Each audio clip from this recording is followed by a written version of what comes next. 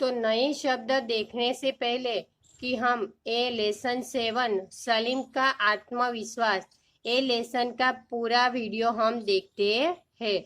तो आप भी देखिए और समझिए। पाठ 7 सलीम का आत्मविश्वास। 14 नवंबर का दिन था। आज विद्यालय में बाल दिवस धूमधाम से मनाया जा रहा था। सभी बच्चे बहुत खुश थे।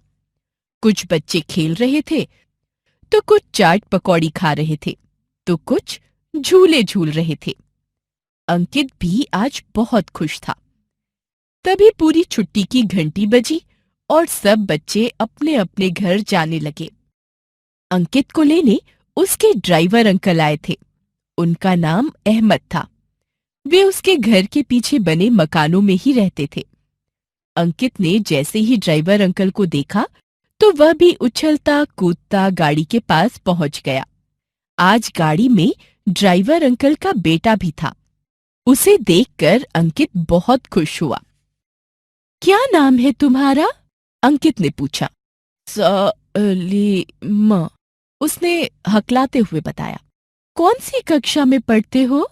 सलीम कुछ नहीं बोला तो ड्राइवर अंकल ने बताया, बेटा, सलीम को हकलाने की बीमारी है। उसे पढ़ने लिखने में भी कठिनाई होती है। वैसे भी हमारे पास इतना पैसा नहीं है कि हम इसकी पढ़ाई पर खर्च कर सकें। ड्राइवर अंकल की बात सुनकर अंकित सन्न रह गया। बोला, नहीं अंकल, सलीम को हमारे प्रेम और सहारे की जरूरत है। सभी बच्चे एक से नहीं होते। अंकित ने मन में निश्चय किया कि वह सलीम की अवश्य सहायता करेगा। उसने सलीम से पूछा, क्या तुम पढ़ना चाहोगे?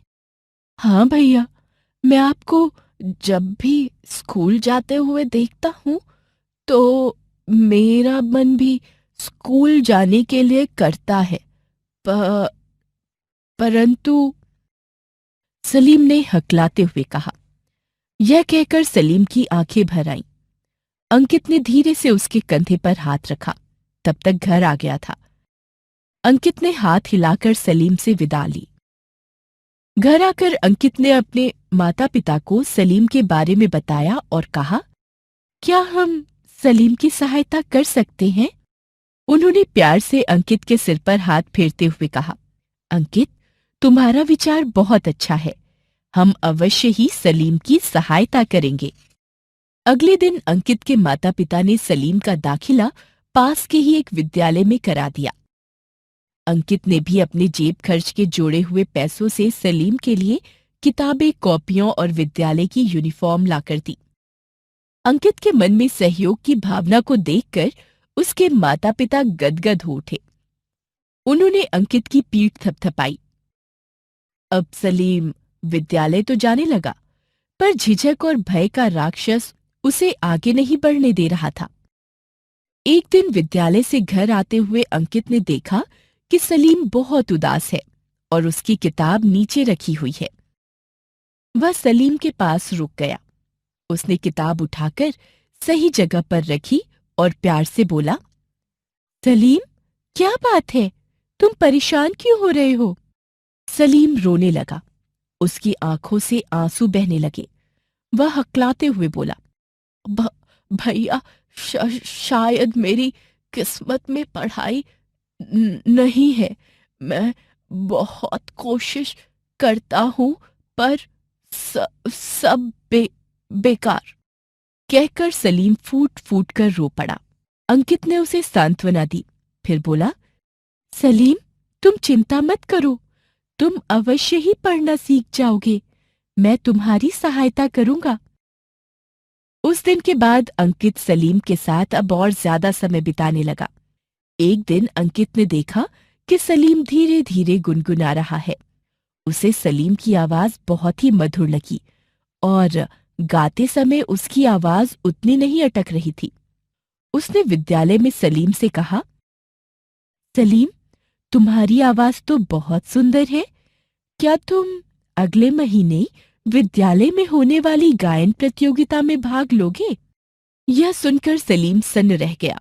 फिर बोला, भैया, म- म- मैं मैं किसी प्रतियोगिता में भाग कैसे ले सकता हूं? अंकित बोला। क्यों नहीं ले सकते? तुम्हारे अंदर तो बहुत प्रतिभा है। तुम अवश्य ही गा सकते हो। ऐसा कहकर अंकित सलीम को गाने के लिए प्रोत्साहित करने लगा। वह मान गया और उसने गाना शुरू किया, परंतु थोड़ा सा गाकर रुक गया। अंकित ने भी हार नहीं मानी, क्योंकि उसने सलीम को अच्छी तरह से परख लिया था। वह लगातार सलीम की हिम्मत बढ़ाता रहा। धीरे धीरे सलीम के अंदर आत्मविश्वास उत्पन्न हो गया। वह और गाने का अभ्यास करने लगा। धीरे धीरे दिन बीतते गए और सलीम की प्रतिभा निखरती चली गई। गायन प्रतियोगिता का दिन भी आ गया। उस दिन सलीम और अंकित के साथ साथ उनके माता पिता भी सलीम के विद्यालय गए। सलीम डगमगाते हुए स्टेज की ओर बढ़ा। सभी ने तालियां बजाकर उसका हौसला बढ़ाया। सलीम की मधुर आवाज में देशभक्ति का गीत सुनकर सबकी आंखें नम हो गईं। कुछ देर बाद प्रतियोगिता का परिणाम घोषित हुआ, जिसमें सलीम को प्रथम पुरस्कार मिला। विद्यालय के प्रधानाचार्य, सभी अध्यापक अध्यापिकाएं और विद्यार्थी सलीम की प्रशंसा करने लगे और विद्यालय का प्रांगण तालियों की गड़गड़ाहट से गूंज उठा। उस दिन के बाद सलीम में हर चीज के प्रति आत्मविश्वास उत्पन्न हो गया। अब उसके पढ़ाई में भी अच्छे अंक आने लगे।